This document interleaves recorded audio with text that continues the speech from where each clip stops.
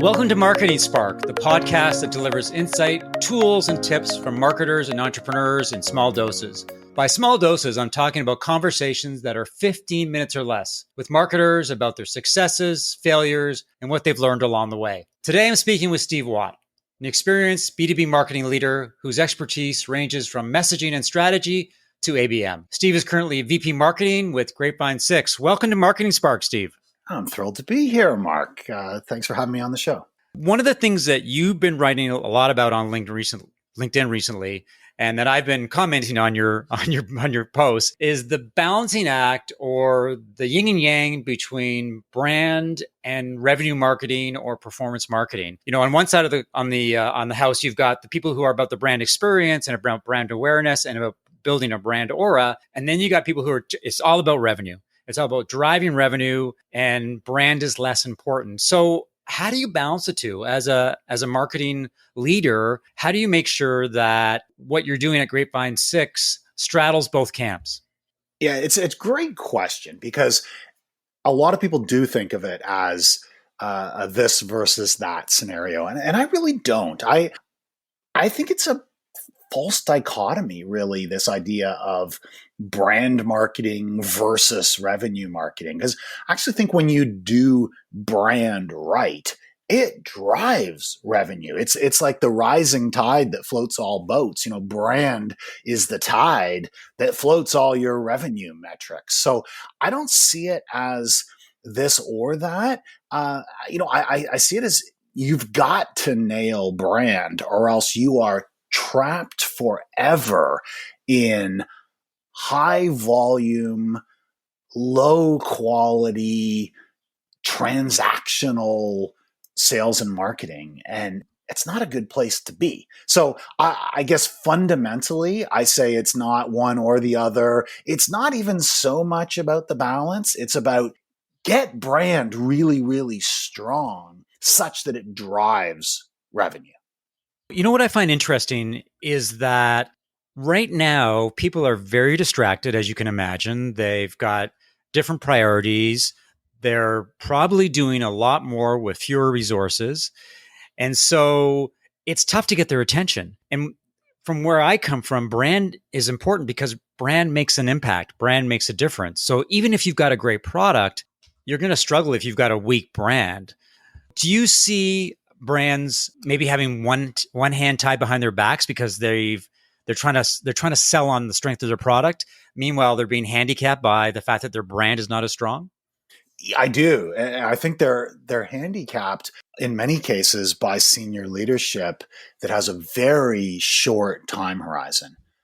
You know, they want to measure tangible outcomes from every piece of content. They want to know every activity you do. How many leads is that driving? How many MQLs is that driving? And the result of that pressure coming down into the marketing organization is that you just say, all right, forget about anything that's not just a quick transactional win. So we're not going to do that big rock content that's going to change people's mindsets and get people to see the world in a different way because it's going to take too long. It's too much of a lift. Let's just pound out a whole lot of little things and try to capture some email addresses and get a pat on the back. And we're not going to write that book, or we're not going to do that podcast, or we're not going to do that series of videos because they're hard to gate. We got to gate everything. Everything's capture a lead, capture an MQL. And you get this race to the bottom of crappy marketing. And I don't blame the marketers. I blame those who set up the measurements and the expectations and the incentives that drive them to do that, drive them to feel that that's necessary. So yeah, I do think that a lot of marketers have one arm tied behind their back. Yeah, one of the things I wrote recently is that being a marketer is kind of like being a professional sports coach. Is that you're hired to be fired? And I think right now, because of the focus on metrics and MQLs, is that a lot of marketers, they don't perform, then they're under the gun right away. And there's so much pressure, I believe, on marketers because they're being assessed with a very focused lens, as opposed to all the other things that make a brand powerful, that drive your sales and marketing, which is about brand affinity and brand loyalty and building an army of advocates out there. And it's really unfair to a lot of marketers because, it's a different set of rules and maybe they're not fair. More importantly, I mean, fairness is important, but more importantly, let's face it, they don't drive the right outcomes for the business over time. They drive short-term outcomes. I was in one role a number of years back where it was all about MQLs. It was like 200 MQLs a month, or we'll fire you and get someone else who will get us 200 MQLs a month. And it's like, well, hang on a second. I mean, these things we're calling MQLs are crap. I mean, they're not turning into revenue. They're creating busy work for SDRs to harass these people, and everybody feels like they're doing something because they're busy, but they're not actually driving revenue. Meanwhile, how about we do this over here? We have opportunities to work on things that are going to save customers that are in jeopardy of churning, and other things we can do to grow advocacy and expand our share of wallet in some of our best customers. I mean, that will put money in the bank. It's like, what part of MQLs aren't you understanding? Go get us MQLs. And it was a really demoralizing situation to be in. And it just drove a lot of low quality, short-term behavior. Okay, I guess we're doing content syndication because we can capture some MQLs. I guess we're gating everything, even though we know 90% of people are going to bounce when they see that form. Well, but we're going to get a few MQLs out of it, so we have no choice. And we were doing the wrong things for the business, but we were doing the right things for the metrics that were hung around our necks. Yeah, that's what I find really interesting, is this whole idea of MQLs and whether, in fact, MQLs, and I say this a little bit tongue-in-cheek, are irrelevant these days, or maybe they're an anachronism, because when you think about it, downloading an ebook or signing up for a webinar or giving your email address so you can see a case study, it doesn't suggest that you're necessarily interested in a product. It means that maybe you want that ebook. Maybe, you're curious about whether it's going to deliver some value. Maybe that webinar is interesting, but you may or may not go. But as organizations, we look at MQLs as gold. The more you get, the better you are. And it's almost distracted us in a sense. It's distracted us from the things that matter. What do you think the future is of the MQL? And as important, what do you think the future is of gated content? Whether, in fact, we should gate content? Kill the MQL and free your content. I mean, seriously, if you're making quality content that really tells the story of your successful customers, tells the story of your amazing products, really tells the story of how you see the world differently and how you're making your client's world a better place, don't you want maximum number of people reading that and hearing that and watching that and sharing that? Why are we doing something that is cutting off 90% of our traffic? And then we're pissing off the 10% that fill out the gate in most cases. It only makes sense to me if your content is garbage. If your content is an excuse to capture an email. If there's no real nutritional value to your content, well, I guess you may as well gate it and then play the numbers game of cadencing the hell out of people who are, foolish enough to give you their email address and their phone number. But I'd really rather create amazing content that really inspires and really helps champions advocate and really get maximum number of the right people reading that, and not artificially restrict that through gating them. So, let's create better content. Let's promote it into the right industries and the right roles through the right channels. And let's measure our success on the consumption of that content, because we know that it's really, really good. Yeah, that's a great point. In fact, it's ironic that I'm working with a client and we're doing account-based marketing, and I wanted to improve my knowledge, get some more insight. So I did what you do, is I went on to Google and I searched for ABM, and I came across this content from this, I believe they're a UK agency called Alias Partners, and their content is completely ungated and it is fantastic. It is probably some of the best content, best design content, best written content that I've seen. And it sort of reminded me of the fact that content for the sake of content is a waste of time. But if you can create content that delivers value, that delivers insight, that provides perspective, then that's going to drive your sales and marketing forward. And so I'm curious to get your take on how you're approaching content and how brands in general should approach content to really embrace the whole notion of content marketing. I am doing my very best to walk the walk of what I'm talking about here, of really trying to put into action exactly what I'm saying. Now, I have the benefit of working in a 60-person scale up where we are figuring out a lot of things as we go, and we don't have a whole bunch of legacy metrics and expectations. We don't have a big team of SDRs to feed. We are very much an enterprise sales motion. And we also have really superior product. I mean, we have fantastic product. And I've heard time and time again from our sales team that when we get in a serious head-to-head due diligence process, we win. The problem is it's hard to get there. And that says to me loud and clear, all right, we need to get ourselves into the consideration set of all of the deals in play in the industries that matter to us.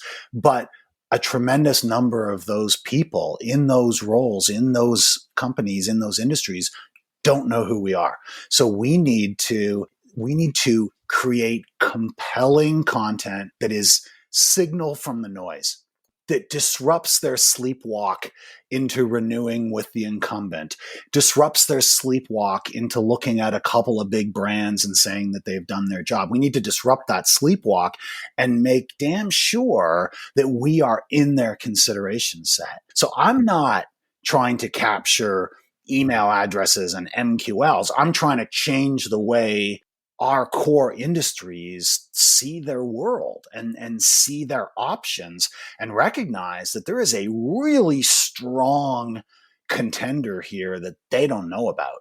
So right. I want to create the best possible content, and I want to get it into the hands and into the minds and into the hearts of the people we need it to. So I'm not going to gate it or do other things that's going to cut down my ability to do that. But here's the question, though, this is the tough question. Is everybody says that. Everybody says that I'm going to create high quality, high value content, and believe me, I'm an advocate for all that kind of thing. But how do you actually do it? How do you create content that makes an impact? Because there's so much content these days, and there's a lot of good content, and there's a lot of an awful lot of crappy content. So walk me through how you would put together content that's going to resonate with the people that matter to you. I think the key is you need to lead to your product, not lead with your product. Mm-hmm. And to me, the litmus test of whether content is any good is whether it's actually valuable to someone, even if they choose not to buy your product. You look at Engagio and Demandbase and Terminus and others.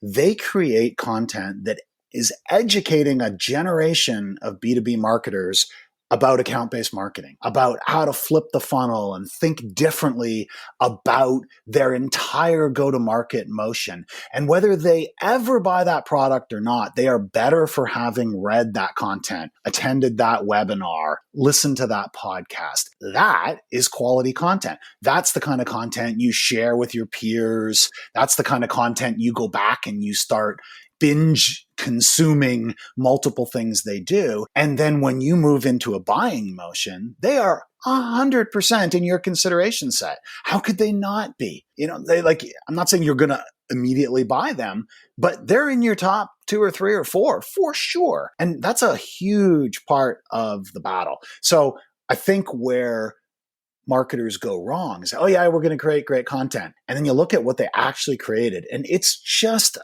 a sales pitch with a thin veneer of value. And if you strip out the buy our product aspect of it, there's nothing left. There's fumes, right? So does the content have real value even if they don't shop with you? That's the litmus test. I've been there, done that. And I've been in situations where senior executives have said, we're going to do an ebook and it's a sales brochure. And that's a killer for a marketer and a storyteller like me. That's a killer because you're so deflated. You go, that's not about the customer. It's about you.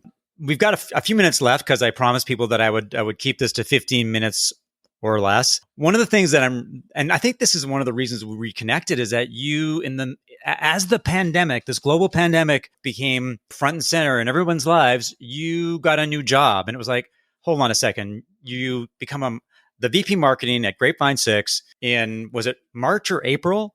When everyone else is sort of losing their jobs and you're stepping up and getting a new job. Tell me about that journey and what it's been like to be a new employee when I suspect you're never going to the office, or you've never been to the office. Haven't been there yet. Yeah, started in April. There's this whole cohort of people out there, and I'm one of them, who onboarded into a new company entirely remotely in the midst of a pandemic. And I think we're kindred spirits in many ways. And it's been challenging, and it's been fun, and it's been great in some ways. And I look at so many of my coworkers who I feel this really strong bond with, and I feel like I know them really well. And then I sit back and reflect and go, I've never met that person. I've never met them in person. It's so weird for me to realize that the great majority of my colleagues who I work with every day, and I will consider friends forever, I have never met them. So yeah, it's been really interesting in that regard. But I mean, it sure has proved that, I think tech companies by and large were pretty good at work from home, work remote. We all traveled a lot.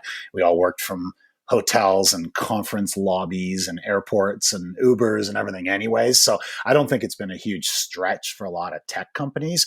But I think it's really cool how a lot of companies in other industries that were quite convinced that they couldn't work remotely have learned that, with necessity comes, what is it? Necessity is the mother of invention. And here they are, absolutely working remotely in a lot of cases more productively and more successfully than ever before. So it's been a really interesting time. I mean, I'm loving the ride. I'm loving the opportunity.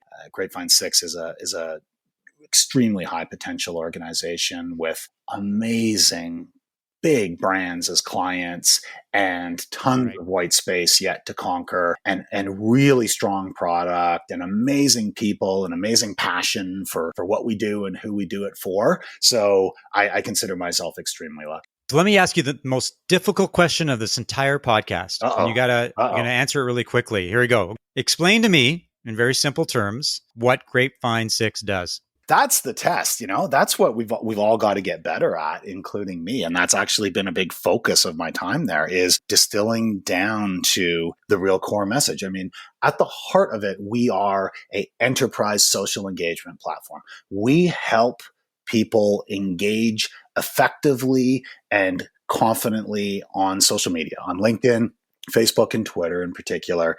And we focus on regulated industries like wealth management and banking and insurance, where that's really hard. On one hand, they want to empower their people to leverage social media to build their personal brands, build the corporate brand, and grow their book of business. But two things hold them back. A lack of content, a lack of knowing what to share and what to talk about is one thing, and compliance is the other thing. There are so many regulatory hurdles and fears, legitimate fears about falling on the wrong side of regulatory compliance. And we solve for both of those, the right content to share and done in a compliant way. And it enables large banks and wealth managers and insurance companies and others to activate their people in social media, which can be really transformative for the organization. That was terrific, Steve. I really appreciate your insight. We covered a lot of ground in a relatively short period of time. This is an amazing marketing landscape right now. It's terrifying and exciting at the same time. It's great to have you on Marketing Spark. Your energy and your enthusiasm is palpable, and I'm sure you're going to be doing some amazing things at Grapevine 6. Thanks for listening to another episode of Marketing Spark. If you enjoyed the conversation, please leave a review, as well as subscribe via iTunes or your favorite podcast app. If you have questions, feedback, would like to suggest a guest, or you're looking for help with B2B marketing, send an email to mark@markevans.ca. See you next time.